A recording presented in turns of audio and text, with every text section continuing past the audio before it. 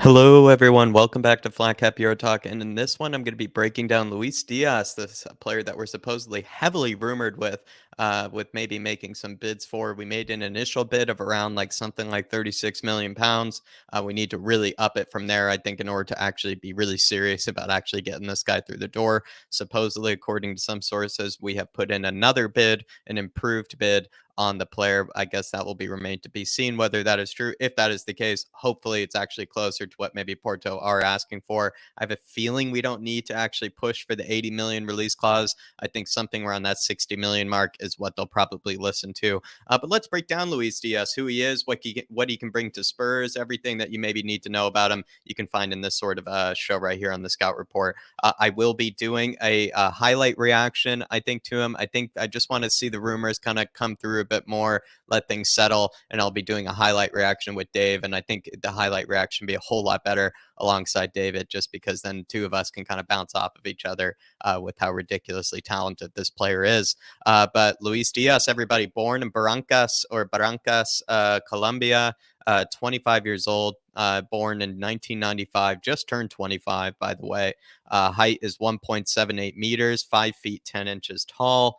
He can play as a left wing. He can play as a striker. I have yet to really seen the examples of him playing as a striker, but the way that he plays, the manner in which he plays, his height, his speed, his power, it all would make sense how he could play as a second striker. I could easily see it. I think it'd be kind of similar to how Sonny can play as that second striker, or even by himself if need be. I think Luis Diaz would be a bit similar to how Sonny can do it. His club is currently FC Porto, as you probably already know. He's valued around 36 million pounds, but I do believe whatever Porto will listen to will be around the 60 million pound mark this summer, or this January window, excuse me, or around the 80 million pound mark if you just want to just bypass Porto and go straight to the negotiations, because 80 million pounds, I believe, is the release clause. But 60 million is supposedly what we need to go for. I think it's probably euros. 60 million euros is what we need to push for, everybody. And his contract expires in 2024. His attributes, it includes a lot of pace. I think I've yet to really hear that from people. Maybe it just goes without saying, but this guy really does have a lot of pace. He really does. The way that he does dribble with the ball, I think, is really impressive. He seems to almost be just as fast with the ball as he is without the ball when running, which I think says a lot about a player. I think that says he's very technically gifted, but that also makes him very dangerous to come up against because he's dribbling at such pace. Runs with a lot of power as well, I would say, actually.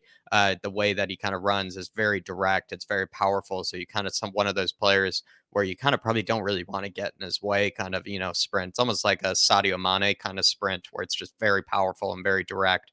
Ball progression, I would say, is a huge attribute of his ability to actually just carry the ball forward, his ability to beat a man and just kind of get you up the pitch that sort of way, Adama Traore style, you might say. He's certainly very good at that. He plays very direct. He works very hard, especially it seems like he likes to press in the front thirds and then doesn't really track back. But I would say, at least in the attacking thirds, presses very hard. Very clinical player. He doesn't really have a lot of shots per 90, but the shots that he does take, or the shots that he does allow himself, he buries. I would say he buries them. He's a very clinical player by the looks of it. And I think that's a great sign. He could be that third goal scorer for us. And his will to score, he wants to score. You can tell he needs to score. You can tell he's hungry the way that he tries to go. He almost puts his head down, narrows his eyes, and looks for that back finish when he's, one on one with a player, especially one on one with a player near the box. Seems like all he's thinking about is score. He's not thinking pass. He's thinking score. I feel like those are some main attributes of his. But let's break down the stats, everybody. 2019-20 season, 37 matches played, 25 starts, 9 goals and 3 assists. And so this is a combination of the Primera Liga and the Europa League. It's not including cup competitions in Portugal. It's just the Europa League and the Primera Liga, or Liga NOS combined. So those two, that competition and that league combined. So he had 25 starts with 9 goals and 3 assists. Decent tallies straight off of his move from Junior in Colombia, that Colombian team that he came from. 2020-21 season, 20 starts, 39 matches played, 8 goals, 5 assists. So you kind of see some slight improvement in at least the kind of contribution in total. Obviously, that's more contributions than he had previously, just by one. But maybe you're seeing a bit of consistency maybe come about there. And then the 2021-22 season is when he's really been blowing up with 24 matches played, 24 starts, 16 goals and 4 assists in the Champions League and Premier Liga combined. 2 goals in the Champions League, 14 in Premier Liga, as well as 4 assists in Premier Liga. So you do think about that. That is quite close to almost having a goal contribution per 90. Very close to it. And any person that's even close to that sort of stat is having an unbelievable season. And you could definitely say that with Luis Diaz. Shots in the 19 season Europa League campaign, all the stats are just coming from the Europa League here. So every single time he played in Europa League game, these would be it. I believe he played around 4.5 or something total per 90s in the Europa League. So he completed 4.5 total 90-minute games of football in that time period. So he averaged around 1.8 shots per 90, which isn't plenty, but it shows with the goal tally that he did have in the Europa League actually says a lot about his finishing ability. Players dribble past 2.66 per 90. This is probably his best attribute is dribbling by players, everybody, I would say. So that is something to take a look at. Per 90, skins past 2.5 players, which is actually quite a decent marker, especially at high level of the Europa League at the time. Fouls drawn over 3 fouls drawn per 90 as well, which I think is also quite impressive. And then progressive carries over 4. So you can tell his dribbling, his carrying, his ball progression is his best sort of attribute. He's a great finisher, but he's also just very good at beating his man, skinning by his player, which I think is a great attribute to have, especially when you're coming to the Premier League. You're going to need to have that in your locker if you want to be a top notch forward. His Champions League 2020 season, he averaged around 1 shot per 90.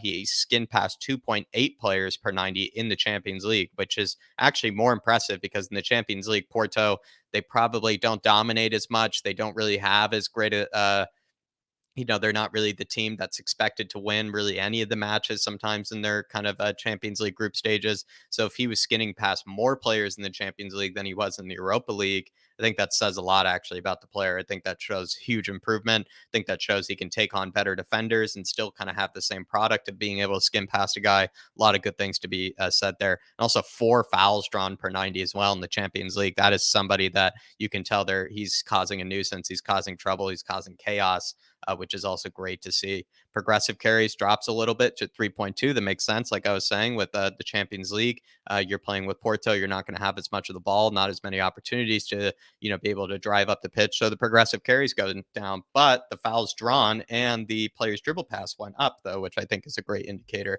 Shot creating actions 1.39 per 90. That's not great. I want that to be better, but that also potentially has to do with the team he was playing for.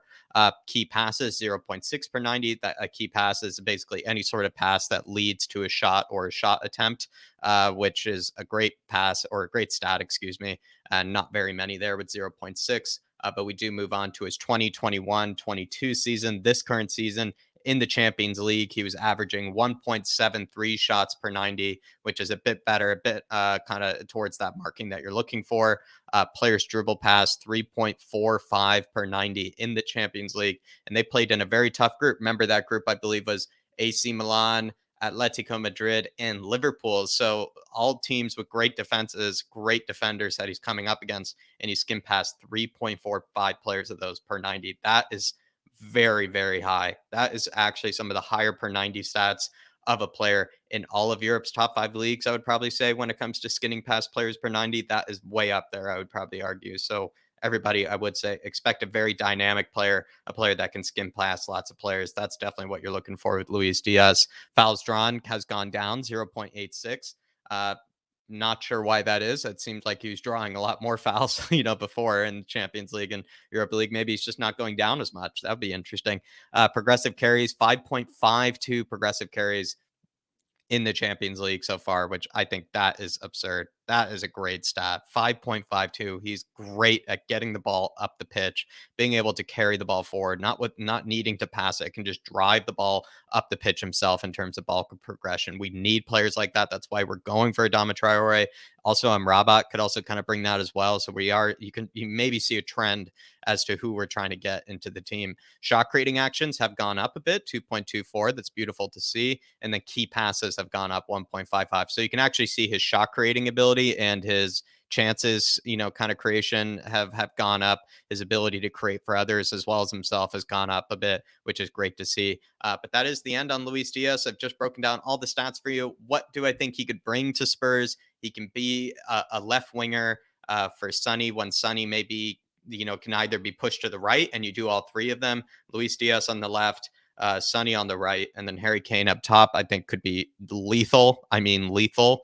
But he could also play as a second fiddle to Harry Kane. So when Sonny can't play, you play Luis Diaz on top on alongside Harry Kane. Vice versa, you can play maybe Sonny up top and Luis Diaz plays as a left wing. He can be that third goal scorer for us. He can be that third option. We're going to have to find somebody apart from Sonny and Harry Kane to rely on. And Luis Diaz could be that player. I'm not sure if he could be that player, but I think there's a good chance he could be that player. I'm not completely sold on it, but I think he could easily be that player. Somebody I feel like we should pursue, somebody I feel like we just need to get a marquee kind of talent in there, somebody that is really highly rated, somebody that is highly valued. I think it would say a lot about our intentions as a club. I think it would say a lot about our intentions in terms of backing Antonio Conte. I'd be really happy if we sign Luis Diaz, especially because I personally have been going for kind of the mold of a player that can play as a play in any part of a front three, but also be able to play as a striker. I don't really feel like we need just a clunky number nine. I feel like we have had success with that. Don't get me wrong, but that's not really how I would spend the money. I'd rather go after a player that can play across the front three, challenge Lucas, challenge Bergwijn, but also be able to fill in for the likes of Sonny competently, fill in for the likes of Harry Kane well and efficiently. So that's the type of player I'm going for. And that would be kind of like an Nkunku, that would be like a Marcus Thuram, that would be like a Luis Diaz. So hopefully you see kind of my logic behind that. Again, somebody I feel like we should pursue. Hopefully Spurs put in more of a 60 million sort of kind of euro kind of bid for him. And then we might be able to get him through the door. But that'll be all for now. Hopefully you enjoyed the scout report. Please hit that like. Please hit that subscribe if you are new to the channel. Please comment down below if there's anything about Luis Diaz that you feel like I missed or I got wrong, or things that you found interesting. I will be doing a highlight reaction on this player, as well as a highlight reaction actually on the Dama Traore, because it seems like that one's going to be happening. So you will be seeing some highlight reactions and a bit less stats alongside David. But that'll be all for now. Like always, everybody. In Conte we trust. Come on, you Spurs. And I'll be seeing you.